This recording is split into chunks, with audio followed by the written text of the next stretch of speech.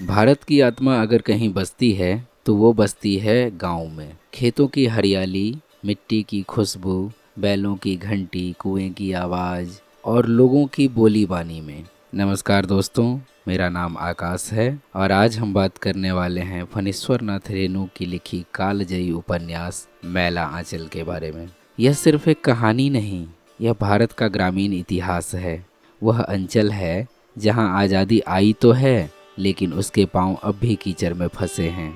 फणीश्वर नाथ रेणु का जन्म बिहार के पूर्णिया जिले के औराही हिंगना गांव में हुआ।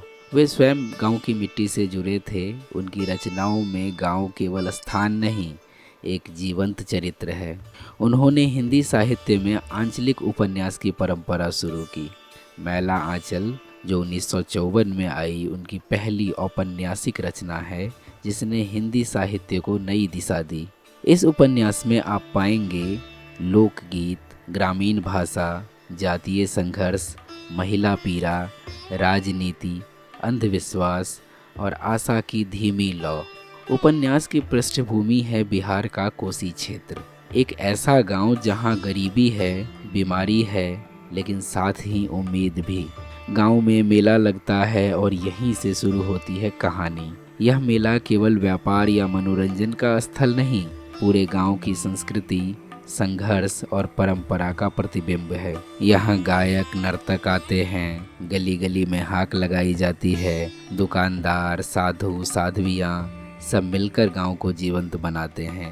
पर इस उमंग के भीतर छुपे हैं जातीय विष, शोषण, अज्ञानता और भय। रेणु के उपन्यास की खूबी यह है कि हर पात्र अपने में एक कहानी है। डॉक्टर शंकर, शहर से आया शिक्षित पुरुष जो गांव में सेवा करना चाहता है।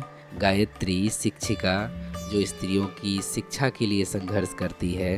रामकली, दलित गायिका जिसकी आवाज़ में मिठास है लेकिन जिसकी आत्मा लगातार अपमान सहती है। नेताजी, राजनीति का चेहरा जो गांव को सुधारना भी चाहता है और चुनाव भी जीतना चाहता है। भक्तिन, बाबा, टीकाधारी, सांप ओझा, ये सभी गांव के दिल दिमाग का हिस्सा हैं।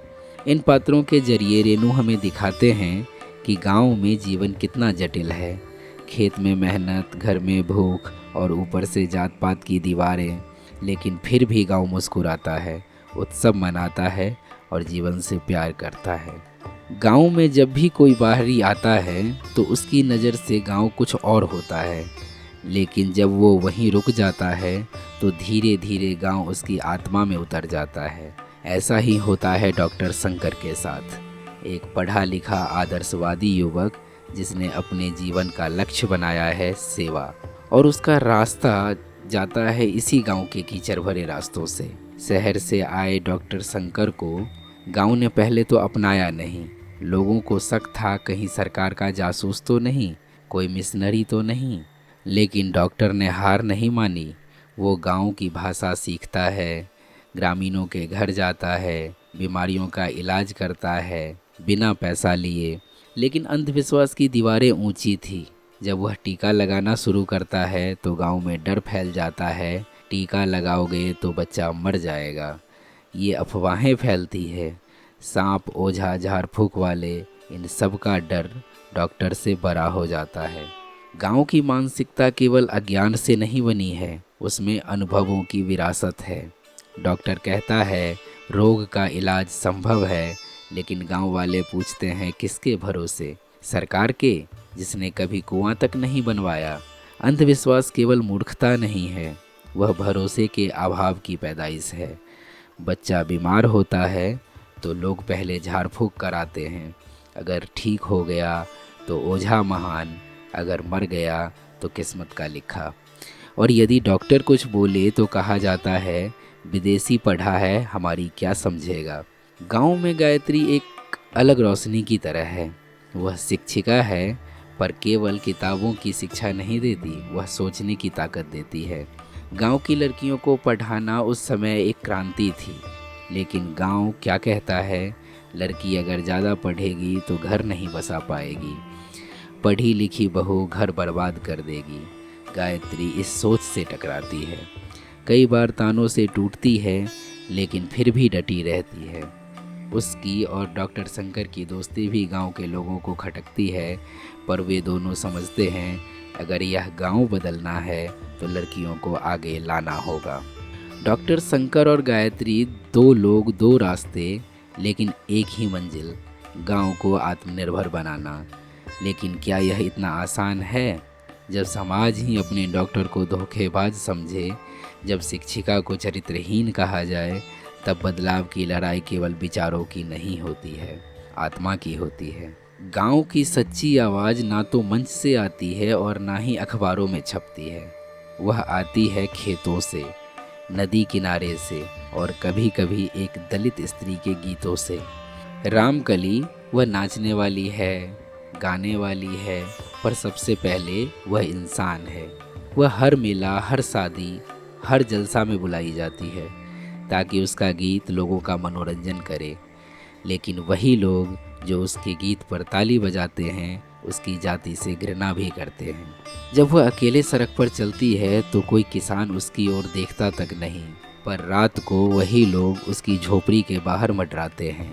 रामकली जानती है यह समाज उसे कभी बराबरी नहीं देगा, इसलिए वह गाती है, रे माई मोरे अंगना अइले बटोहिया, ना ही पूछी रहले जात। यह गीत केवल मनोरंजन नहीं, उसका विरोध है, उसका अकेलापन है, उसकी चीख है। गांव का मेला वो समय है जब हर जात, धर्म, वर्ग के लोग एक साथ होते हैं। लगता है मानो यहाँ कोई भेदभाव नहीं, लेकिन मेला केवल ऊपर से रंगीन है, भीतर से बटा हुआ है। ऊंची जाति के लोग अलग दुकान से सामान लेते हैं। नाच पार्टी में दलितों के लिए अलग जगह होती है। मेला में मिठाई बिकती है, लेकिन गरीबों के बच्चे सिर्फ देख कर लौट जाते हैं। एक ओर रामकली गा रही होती है, दूसरी ओर पंडित जी मंत्र पढ़ रहे होते हैं, और कहीं नेताजी भाषण दे रहे होते हैं। यह मेला नहीं, गांव का केंद्रित चित्र है, जहां सारे रंग हैं पर कोई रचना नहीं। नेताजी गांव के कद्दावर राजनीतिक चरित्र हैं। वे स्वतंत्रता संग्राम में भाग ले चुके हैं, उनके पास संघर्ष का इतिहास है, लेकिन अब उनका ध्यान है चुनाव जीतने पर। वे हर जाति को थोड़ा थोड़ा खुश रखते हैं। ब्राह्मणों से कहते हैं, पंचायत में आपका ही फैसला चलेगा। दलितों को बोलते हैं, आरक्षण आपकी ताकत है, मैं दिलवाऊंगा। मुसलमानों से कहते हैं, हमें मिलकर गांव को संभालना है। लेकिन जब वे अकेले होते हैं तो सिर्फ एक बात सोचते हैं, कैसे वोट बटोरा जाए। डॉक्टर शंकर जब नेताजी से गांव के विकास की बात करता है तो नेताजी मुस्कुरा देते हैं। बाबू साहब, सब कुछ एक साथ नहीं बदलता, पहले वोट बैंक बनाइए, फिर योजना लाइए। यही है गांव की राजनीति, विकास पीछे, वोट आगे। गांव का चेहरा रामकली की आंखों में दिखता है, मेला की भीड़ में खो जाता है और नेताजी के मुस्कान में छुप जाता है। लेकिन फिर भी इस गांव में उम्मीद बाकी है, क्योंकि हर गली में कोई ना कोई शंकर, कोई गायत्री और कोई रामकली सच को जीवित रखे हुए है। गांव का हर रास्ता मिट्टी से नहीं, अनुभवों से बना होता है। जहां एक ओर खेतों की हरियाली है, वहीं दूसरी ओर जात पात की गहरी दरारें हैं, और इन दरारों को पाटने निकले हैं डॉक्टर शंकर। पर रास्ता आसान नहीं है। गांव में ऊंच नीच का जाल ऐसा बिछा है कि आदमी आदमी नहीं, उसकी जात से पहचाना जाता है। हर गली की अपनी जात है, हर कुआं किसी खास जाति का है, और हर देवता किसी जाति का संरक्षक। डॉक्टर शंकर जब सभी को एक कतार में खड़ा कर टीका लगाना चाहता है तो विरोध होता है। ब्राह्मण कहते हैं, हमारे बच्चों के आगे चमारों को खड़ा कैसे कर दिया। एक बार डॉक्टर एक दलित की झोपड़ी में जाकर इलाज करता है तो गांव में शोर मच जाता है। पढ़ा लिखा होकर भी अपवित्र हो गया। डॉक्टर चुप रहता है, लेकिन भीतर से टूटता है। गायत्री उसे समझाती है, आप बदलाव के बीज बो रहे हैं, पेड़ बनने में वक्त लगेगा। जब गांव में चेचक फैलती है तो डर भी फैलता है। डॉक्टर कहता है, टीका लगाओ, रोग से बचो, लेकिन ओझा कहते हैं, देवी नाराज है, बलि दो। लोग डॉक्टर के पास नहीं आते, जो आता है उसे समाज बहिष्कृत कर देता है। एक दिन एक बच्ची की हालत बहुत ख़राब हो जाती है। डॉक्टर दौड़कर आता है, इलाज करता है, बच्ची बच जाती है। पर गांव में अफवाह फैलती है, बच्ची को डॉक्टर ने जादू से बचाया, अब वह बांझ हो जाएगी। डॉक्टर हताश हो जाता है। वह सोचता है, क्या यह लड़ाई मैं कभी जीत पाऊंगा? तभी गायत्री कहती है, लड़ाई हारने के लिए नहीं, लड़ने के लिए होती है। एक दिन गांव में पोलियो का डर फैलता है। डॉक्टर सरकार से टीके मंगवाता है, लेकिन जब टीकाकरण शुरू होता है, ओझा और पंडित लोग उकसाते हैं, टीके में नसबंदी की सुई है। भीड़ उग्र हो जाती है, डॉक्टर पर हमला होता है। वह घायल होता है पर हार नहीं मानता। गांव की कुछ महिलाएं सामने आती है, रामकली, गायत्री और कुछ अन्य बहादुर स्त्रियां। वे अपने बच्चों को टीका लगवाकर मिसाल बनती है। धीरे धीरे गांव का मन बदलता है, डर कम होता है और एक नई सुबह का संकेत मिलने लगता है। इस सब के बीच शंकर और गायत्री के बीच एक अजीब सा रिश्ता बन जाता है। ना रोमांस, न इजहार, लेकिन समझ, भरोसा और आदर्श। दोनों के बीच कुछ भी नहीं कहा जाता, लेकिन सब कुछ महसूस होता है। गायत्री गांव छोड़ने की बात करती है क्योंकि उसे बदनाम किया जा रहा है, पर डॉक्टर कहता है, अगर तुम चली गई तो यह गांव एक रोशनी खो देगा। वह नहीं चाहता कि गायत्री जाए, ना अपने लिए ना गांव के लिए। गायत्री उसकी आंखों में देखती है और कहती है, मैं तब तक रहूंगी जब तक कोई और लड़की इस गांव में किताब लेकर स्कूल नहीं पहुंचती। गांव बदलने लगता है, धीरे धीरे दर्द के साथ, संघर्ष के बीच, लेकिन बदलाव की सबसे पहली चिंगारी होती है विश्वास। और उस विश्वास को जिंदा रखे है डॉक्टर शंकर, गायत्री, रामकली और वो सारे लोग जो चुपचाप इतिहास लिखते हैं बिना नाम के। हर अंधेरी रात के बाद एक नई सुबह होती है और मैला आंचल के गांव में भी संघर्षों, धोखों और दुखों के बीच एक नन्ही सी सुबह उगने लगती है। यह सुबह किताबों की है, यह सुबह बराबरी की है, यह सुबह डॉक्टर शंकर और गायत्री के सपनों की है। गायत्री अब गांव में छोटा सा पाठशाला शुरू करती है। पहले दिन सिर्फ 2 बच्चियां आती है। बूढ़े पंडित लोग कहते हैं, लड़कियों को पढ़ा के क्या होगा, पर गायत्री जानती है, परिवर्तन की पहली सीढ़ी शिक्षा है। धीरे धीरे लड़कियों की संख्या बढ़ती है।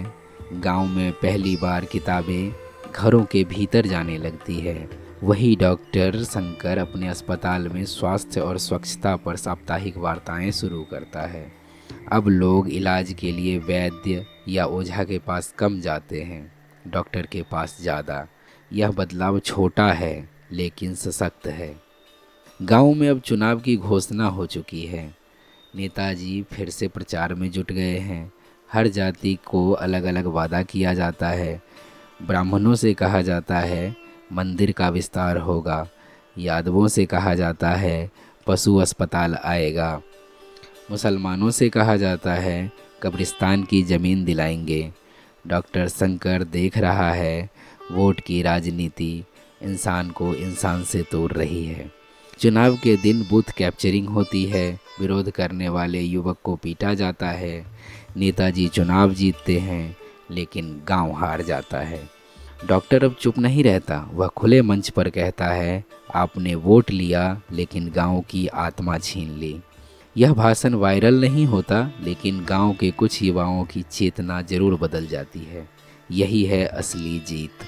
इसी दौरान रामकली बीमार पड़ती है। कोई मदद को नहीं आता।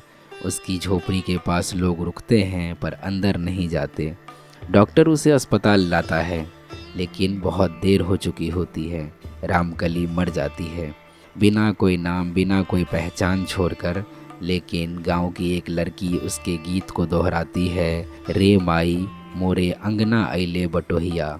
रामकली नहीं जाती, उसका स्वर, उसका साहस जीवित रह जाता है। उपन्यास के अंतिम पन्नों में गांव अब भी जटिल है, संघर्षशील है, पर अब अंधेरे में कहीं रोशनी की दरार है। डॉक्टर शंकर अब अपने अस्पताल में एक युवा को प्रशिक्षित करता है ताकि वह भविष्य का डॉक्टर बने। गायत्री स्कूल का विस्तार करती है। अब उसमें 20 से ज़्यादा लड़कियां हैं।